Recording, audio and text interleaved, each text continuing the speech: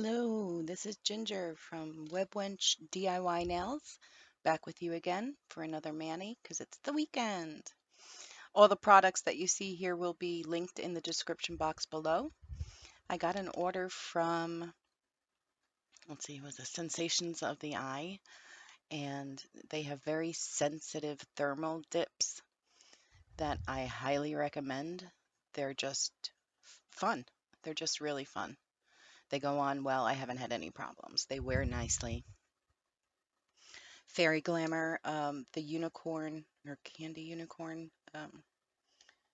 glitter is absolutely gorgeous, and I love the Fairy Glamour clear, so that's always in my routine. So I'll be using Revel Dip Liquids for the application and the eye gel uh, top coat. I've come prepared. I, throughout the week, have refilled my builder gel, and just before I started this today, I shaped them before I put the clear on, the builder gel. But before I sat down to do this manicure, I applied the Peel base just for easier removal. So yeah, if you use builder gel, make sure that you apply the builder gel. It will create an apex for you, especially if you hold it down before you cure it. Hold it upside down for about 5-10 minutes, 5-10 seconds, and then put it in your light and cure. And then your gel top coat, just so that the peel base has something very nice and smooth to sit on and grab onto.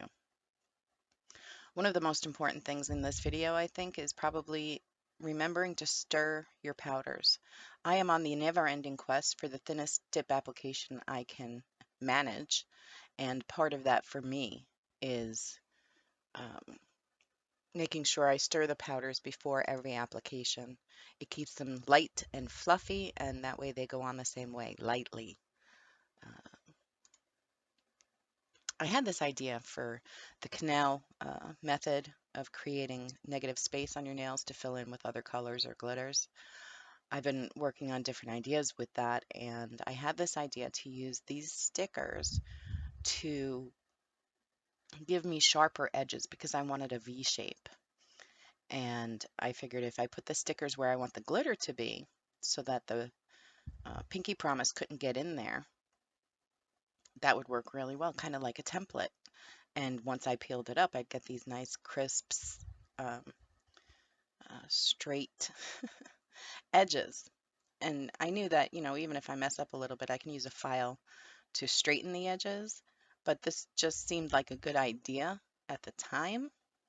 But you'll see that this extremely difficult task of getting this where I want it on the nail, lined up in the middle, and then, get the second one to line up. I remembered that as I tried to adjust the first sticker I put on, when I peeled it up, I said to myself, oh, I hope my peel base doesn't come up.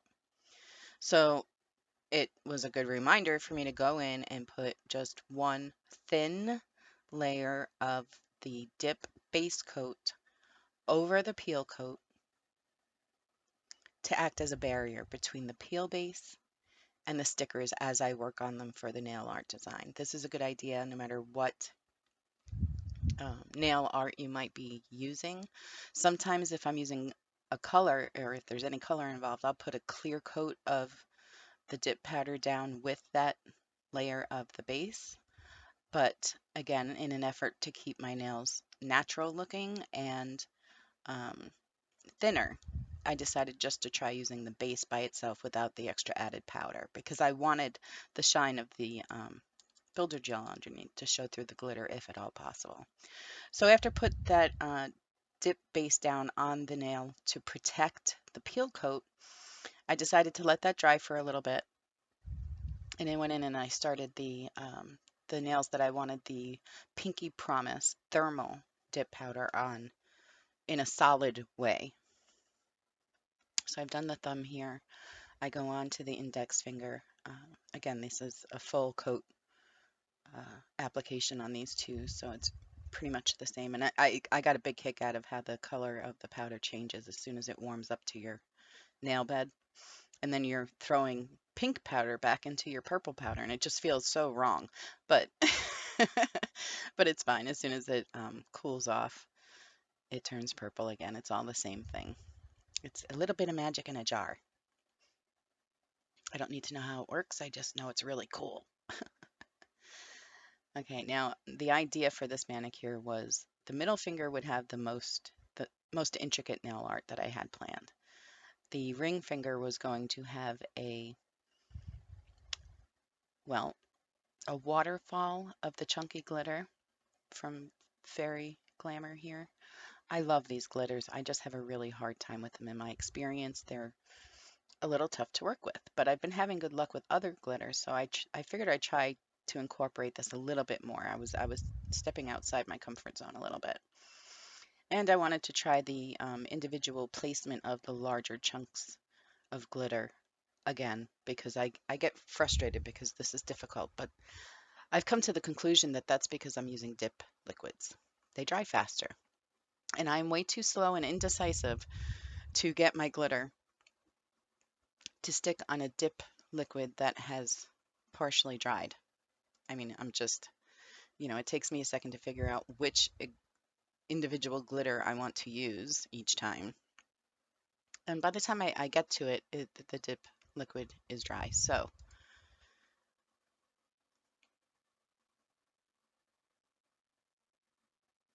you see me struggle a little bit, and don't pour over chunky glitter ever. It's just never.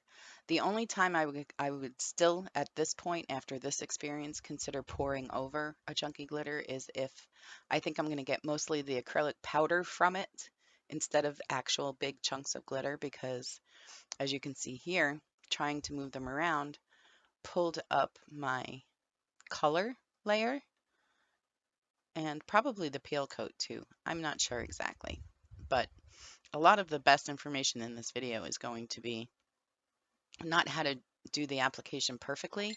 It's going to be even more importantly about how to mitigate the errors that you do make, how to navigate around them, how to turn them into those lemons into lemonade. The more creative you can get in your problem solving, I think the better manicures you're going to come out with, because you may not have thought of a particular application technique until you've experienced a problem that it solves. So that's how I have been learning throughout this whole process.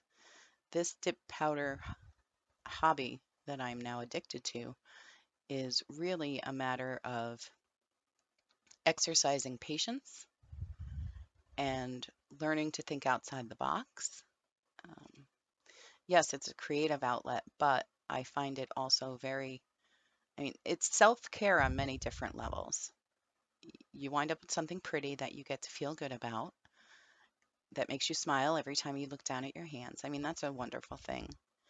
But the process itself, the journey of learning how to apply this stuff and then eventually, how to express yourself creatively through the designs that you create. That journey is the most exciting part to me, and that's what I would like to share with people. And that's why you know, I bother to even try to record these things. So I can encourage conversations about why did you do this? Why did you do that? Um, again, you see here in this whole process as I've been talking, I've applied the glitter layers and the um, color layers to the two nails that are going to have patches of both. And here I'm still playing with that sticker idea. It would work if they would just stick to my nails, but they don't. And although I do consider this my nail journey an exercise in patience, it's an exercise. That means you're not perfect at it yet. So at this point, I give up. I say, no, I'm good with the sticker idea. I know what I want to do. I know how to draw a V. I will try my best to make the brush do that on my nail, and I decide to freehand it. The idea of the crisp lines that the stickers would have hopefully provided is something that I decide to attack in a different manner. I had seen um, probably Marla Chris doing something similar in one of her designs, and she actually used this tool right here, the precision tool. It's called that for a reason, I suppose. I use that after I freehand the base and then pour the powder over it. I take this precision tool and while it's still pliable, I move the powder, or I scrape it, or I just try to like nudge it into a straighter line.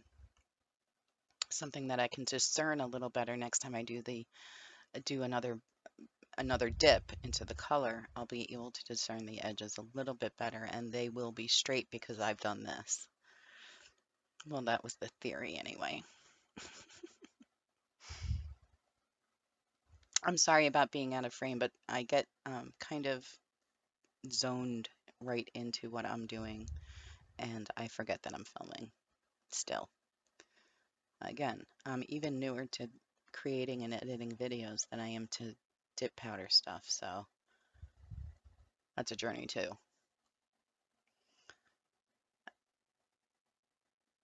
I'm not too worried about what happened on the ring finger and by the cuticle there with it coming up and me pushing it down, because every time I add another layer, I'm making sure that my dip base gets in there, which is basically super glue, don't forget. So I make sure it gets in there to give it like a, a good anchor. This piece right here was so aggravating. I will, after I've given the dip powder and the base time to dry, I will sometimes go in with a file before activation and just, file a little nub like that down, simply because um, I don't want it to interfere with subsequent layers.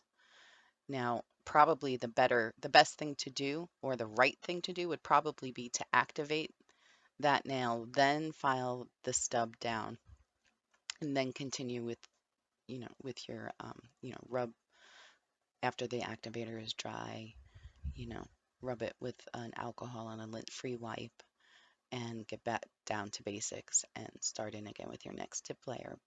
I didn't do that because I've had pretty good luck with just allowing the dip base to dry and just filing that little nub up, because I don't go in like it's a chainsaw either. I'm very deliberate, very slow, and very careful with my file work. You'll see some of that later.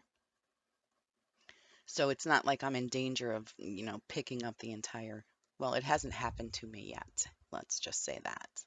So yeah, I will do that before activation because I know I'm careful. Um, so I've gone and talked through the rest of the first coat of everything, and now we're going in with the second coat.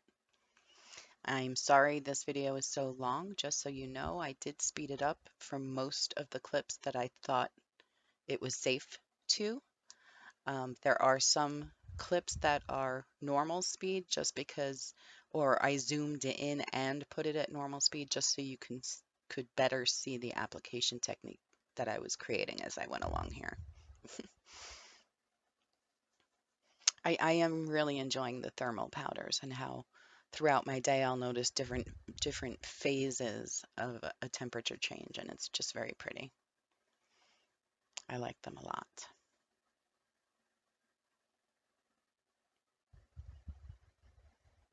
And here we go with the second coat on the canal that I'm building on my middle finger of that V shape. Going in the second time for the second coat is a little easier because I can see what's happening, where it needs to go.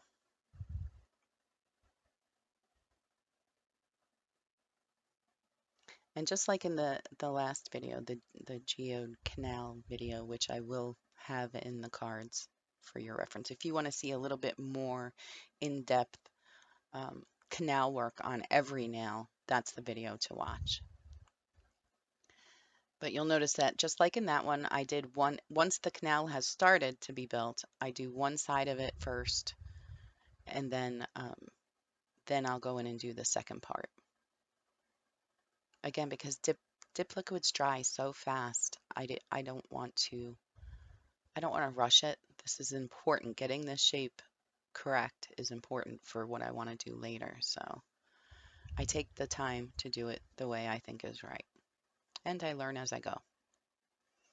Again, taking that precision tool and getting those lines as straight as I can before that dip base dries completely.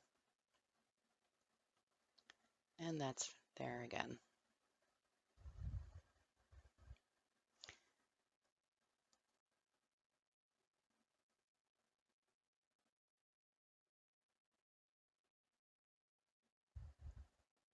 And second coat on the ring finger, this is where I think I want to start extending the glitter area so that it gets eventually the waterfall effect. So I apply the Pinky Promise to basically the tip of the nail. And then I go in with the glitter, and this time I learn my lesson and I lay into the glitter. Yes, this is what I recommend, even if I forget most of the time myself. It does lay down flatter. It's easier to push down and kind of, I squeeze my nails, the side of the nail. Sometimes you'll see me do that, and that's just to ensure that they're not getting too wide on me. And then I go in for the second coat on the pinky. I really just wanted the Pinky Promise on the cuticle area of the nail, the bottom of the nail bed. The rest was going to be for a waterfall in the other direction on the pinky. I should mention that as of now, since I've began my dip powder journey, I have not used tips or anything like that. These are my own nails underneath builder gel. So everything's like an overlay. They're just helping me keep my natural nails strong enough to continue to grow long and strong and provide the base for my hobby. I am not a professional nail tech. I am a hobbyist. I am a do-it-yourself nail enthusiast. That's what I call it. I'm not even saying I'm good enough at this to teach anybody how to do anything. The reason I have found my videos um, worth creating is because I do participate in some nail groups online, and sometimes people have questions. And to be really honest with you, nail stuff like this is so much easier to just say, see, this is what I did here. I'm not saying it's right. I'm just saying this is what I did to get the look that I got that you asked about. I am well aware that I am so new to this that there are many people out there that probably would look at what I'm doing and say, oh my God, there's such an easier way to do that. Please, if you're one of those people that find yourself saying that as you watch my videos, please leave a comment and let me know what that thing is that I could be doing easier. I'm all for easier. Now this is where the magic happens. So I've zoomed in a little bit and I've slowed down the speed to normal speed. So you can see that with 2 layers of color on both portions of the nail where the color is. Now I go into the canal that I built, the canal, the space between those 2 sections, and I put down my base and I lay that finger into the chunky glitter. And you'll see that I go in with the precision tool and I try to push all the glitter into the canal or just off the color areas. And there I go, just pouring in the acrylic portion of the dip just to fill in the spaces between the glitters that landed on the first try. So I go in and clean that up, and pressing the glitter flat is probably the most important step. But you have to do that fast. You have to do that as soon as the glitter starts to adhere after you lay it in there. I really only wanted the chunky glitter to be in that canal because I planned on going in later with different nail art to define the edges of the V on both the top and bottom of the glitter section.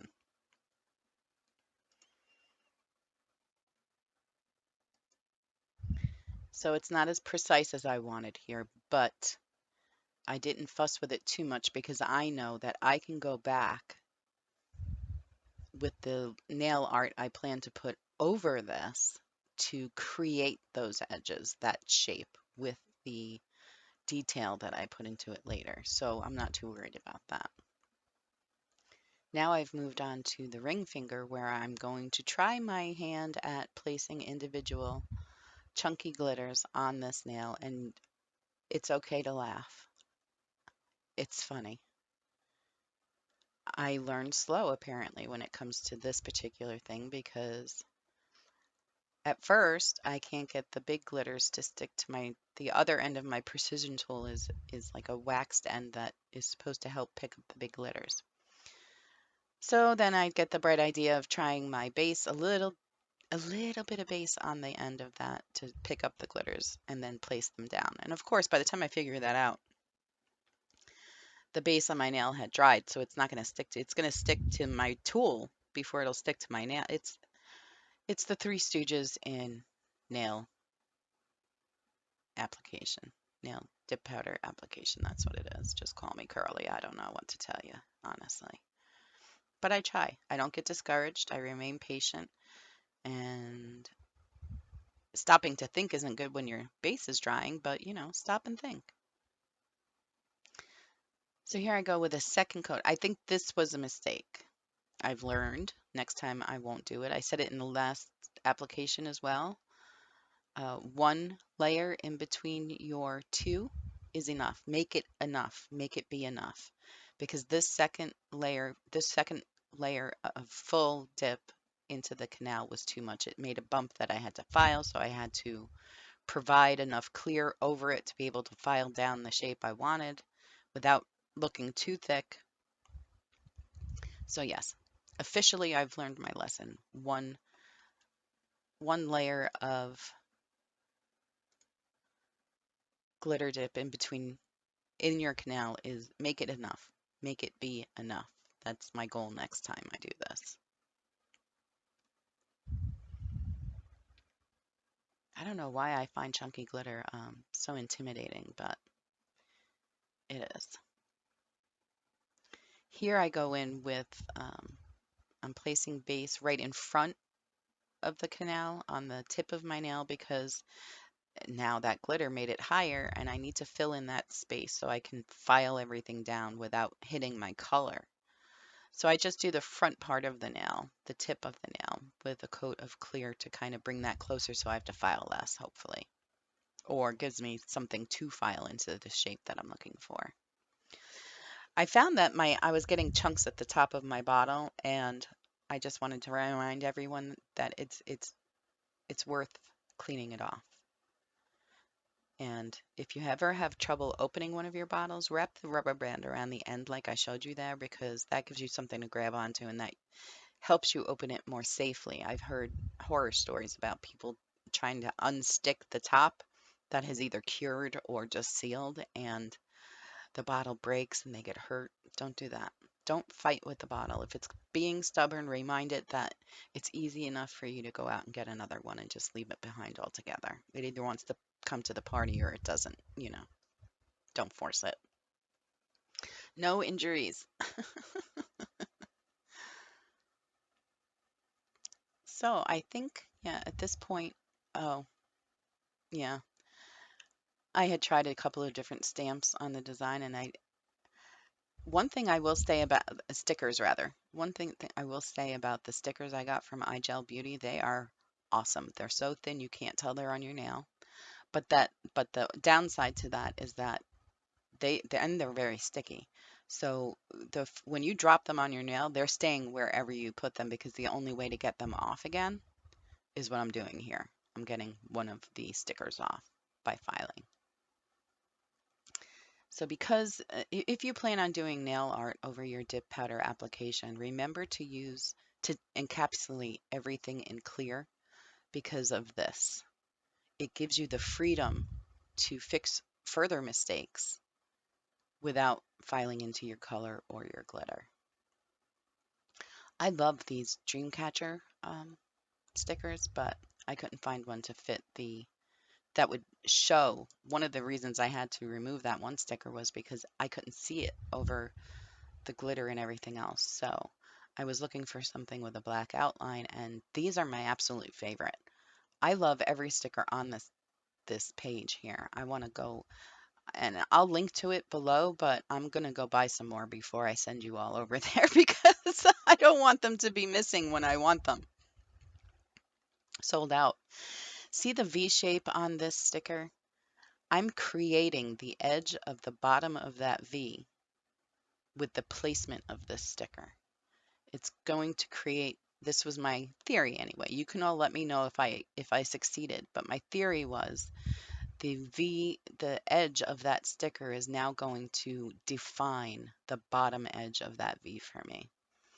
And by placing the sticker over that exactly where I did, I'm covering some of the glitter that overshot the edge that I couldn't move.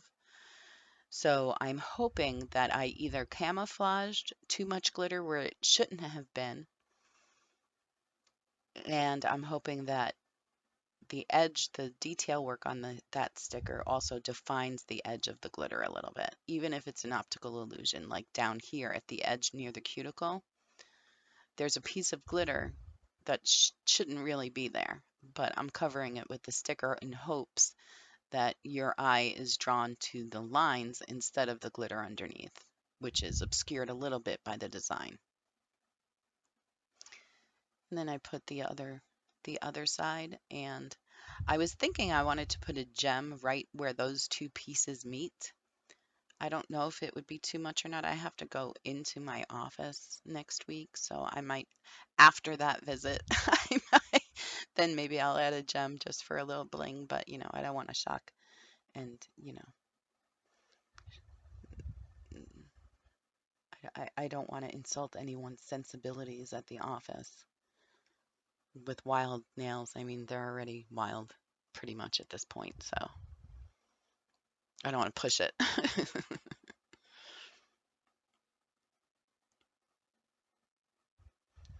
And then my idea was to extend the edge with the same um, line art that I used on top.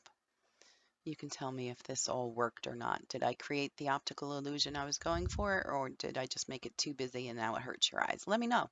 I'm seriously curious. Is the whole design too much? Is the glitter on the ring finger and pinky too much? Does it distract from the beautiful, I think, design on the middle finger? I mean, if I flip somebody the bird now, it's beautifully decorated, so that it shouldn't be too insulting. I'd love to hear honest opinions and any constructive criticisms that you have about how I achieved this look. I'd be interested in those too, because again, this is pretty much all firsts for me. I've only been doing this for a few months, 3 months maybe at the most. And I do at usually about once a week I do a manicure. Um, my peelies don't always pop off. Sometimes I have to encourage them a little bit with my clippers, but I do it carefully. I do it very slowly, and the peel base does work to the point where I don't get lifting. I don't get any lifting. It's very, very rare for me to get any lifting at all. So because of that, I have to sometimes encourage lifting at the edges with the clippers, and then the peel base kicks in, and I can usually get it off after that. And in my, I got a whole hollow taco delivery this week with the unicorn skin colors and base and gloss and all that stuff. But I also got her beginner kit, so I got a peely bag now for all my peelies to keep. I don't have to use it for that, but I choose to because it's a thing. Christine over at Simply Nailogical made it a thing, so I'm cool with that, and I love Hollow too, and it's just a cool excuse to use a really cool bag all the time for throwing my peelies in there. We put a lot of time into our nail art, a lot of time, blood, sweat, and tears sometimes too. So I mean, if I can get like this middle finger nail to pop off in one piece, that'll be a good one for the bag because I go through them and say, oh, remember when I did this? Whatever. It's a scrapbook for nail freaks, okay? Let's see. Encapsulating and clear. Somewhere along the way here, I think I also added the 2 stickers to the index finger, just because I didn't want it to feel lonely. And I am going into the office, so I didn't want to put any bling. I wanted to put bling on there, was my first instinct, but I'm trying to not overdo it. Believe it or not. I know this is far from a simple uh, manicure, but it's hard when I have so many ideas, different things I want to learn and try, and I have theories. I need to test these theories. So every single nail is a testing a different theory.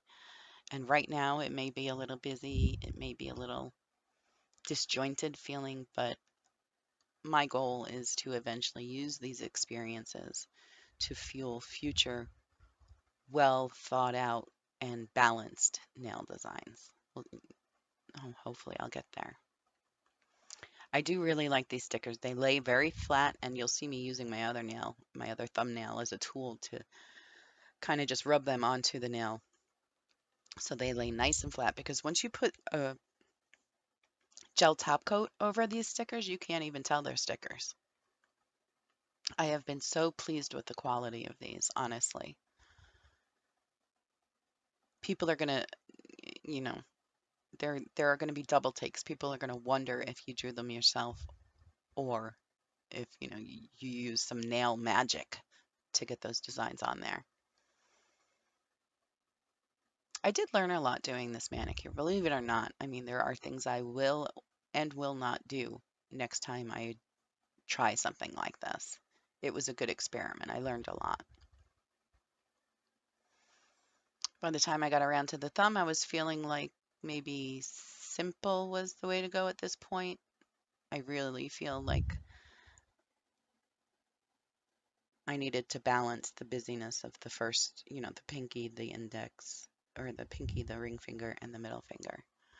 So I just put a racing stripe on this nail. I'm proud of the filing that I did on this hand, and I got the thumb,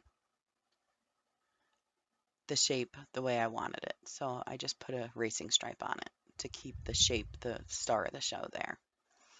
What you'll notice, or I don't know if you'll notice, but the pointer and the thumb at one point were redone throughout this process. I don't know if you caught it, but that's why those 3 nails are all a little disjointed. The index, the thumb, and the middle finger, because they had the majority of the nail art, but also because I tried my Holo Taco unicorn skins on my thumb and my index finger. But of course, the one who talks about practicing patience as a way of self-care, um, that's me. I was not patient enough to let I mean, Holo Taco is a quality product. I love Christine's products. But because I was doing dip powder application with gel for most of this manicure, I was not used to waiting the full 5 to 10 minutes that it takes for a layer of Halo Taco to dry. So I messed it up. It stayed tacky, and it was just a mess. So I removed it, and then I filed down and redid it with just stickers. I am looking forward to using my Holo Taco. I cannot wait. It will just not be on this particular manicure. So here we have the clear coat over the top. I decide at some point, because of the stickers and the extra stuff I have on these 3 nails, they're going to get another coat of top coat. So 2 coats of top coat on the nail art on this manicure. I don't think it's a lot. I don't think it added too much thickness. It did add a little, obviously, but I'm willing to go with that in order to keep my stickers on there nice for at least until Tuesday night. I really I don't want to have to mess with any of these before I go into the office on Tuesday. And sitting here doing this voiceover, it is Sunday afternoon, and I probably wasn't as prepared as I should have been to do this voiceover, but I do want to get this video out because my teaser attracted some attention, and I don't want to make anybody wait too long. And a nice peaceful Sunday where I've been doing a lot of housework as well. This is my break for the day from that stuff. So I love this manicure. It's busier than I expected it to be. And of course, cuticle oil by Nail Career Education. Susie's got this gingerbread scented oil that I love. I overindulge. I spilled it twice already, so it's been wasted, but I do love this stuff. I wind up having to wipe down. But I think I finally got a good application of the chunky glitter on the ring finger. And filling in the V on the middle finger, I think worked well. It didn't work as well as I had hoped, but I had to go through the trials of the first time trying it. Learning that I'd probably be better off freehanding instead of using the stickers because the stickers don't stick. Whatever. I think it turned out okay. Okay, all things considered. And for a final look, there's the thumb. And this Pinky Promise powder, that's the very sensitive thermal, also is a glimmer, a shimmer. It's glitter throughout as a shimmer. The tips turn purple it turns purple in the cold and pink where it's warm.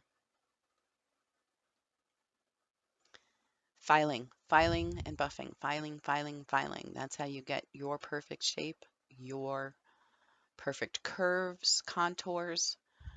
If your nails are not coming out to your satisfaction, it's most likely that you're rushing through filing. How do I know this? Because I've done it over and over again. I finally dedicated myself to putting in the time and elbow grease into filing, and I'm happy with the shape I got and the contour. So, yeah.